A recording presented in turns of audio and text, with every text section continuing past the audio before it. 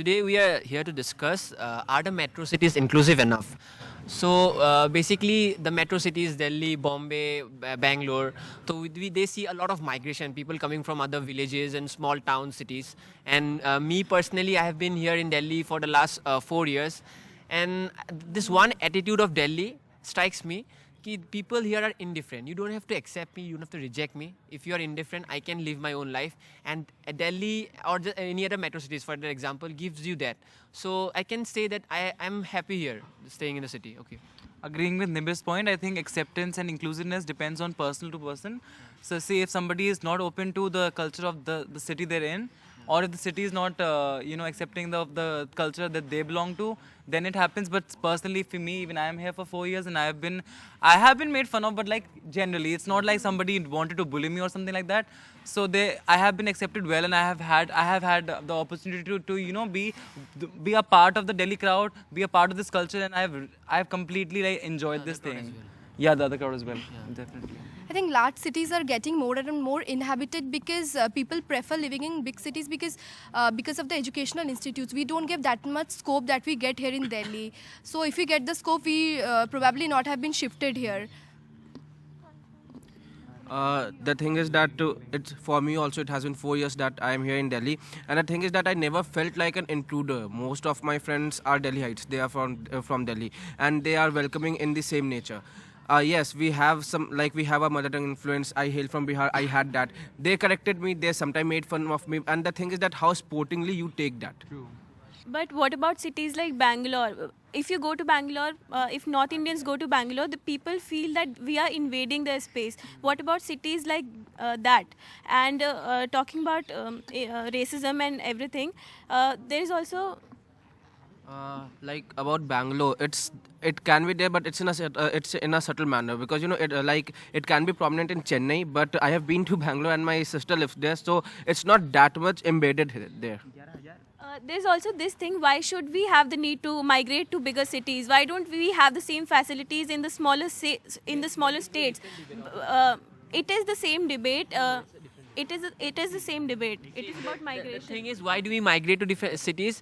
Is different debate because of social mobility. See, if you are in Delhi, you would always prefer to go to a better place. My friend Sherin, she is from NCR, and she plans to go abroad or Bombay. So social mobility is everyone wants social mobility, right? So I'm coming here to Delhi. I don't want to be a Delhiite all my life. I would rather go to abroad and learn something new, do something new. So this social mobility lets us go to other places. So why is not a question here?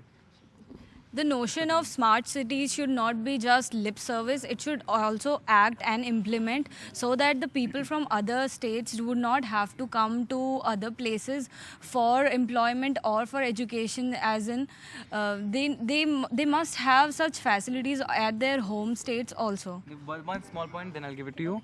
I think the whole point of self-actualization sets in here, as in as you said, like why can't like small cities or towns have the same facilities that they provide over here?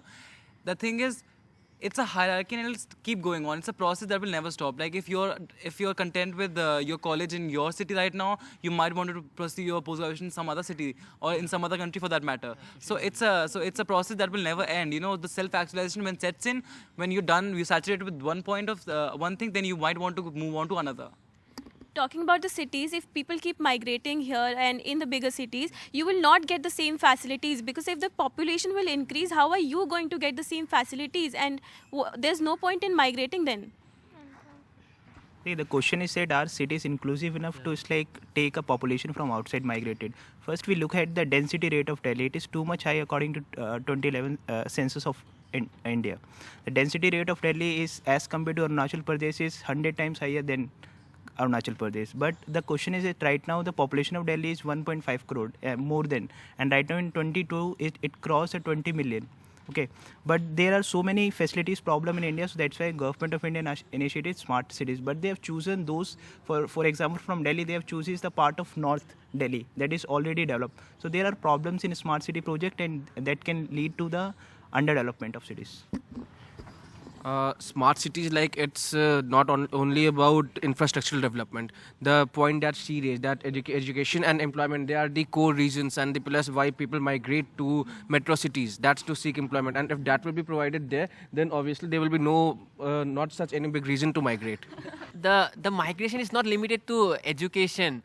India is a cosmopolitan mix, yeah. And you, before you saying ki population of Delhi, you have to establish the identity of the population, because Delhi is a subject of migration.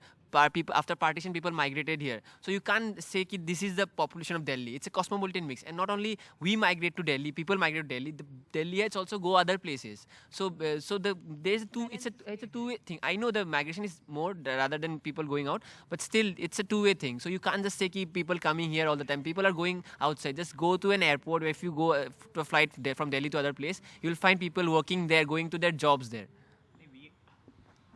But this actually increases the problems in the city. If you try to find a property in Delhi, you will not be able to do that.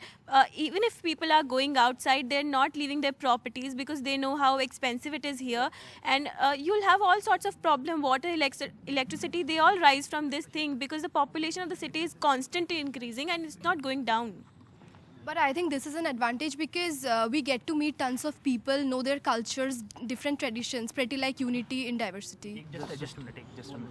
Meghna raised a point that we will meet the person from different language and religion also, but there is also a point that they are losing their own language also, because in India most of the people, they are losing their language and identity by coming into Delhi. So you can learn Because different languages. but different by they are losing their own culture. That's the biggest question right now, because identity is quite important for any individual. It's an identity crisis. Just a minute.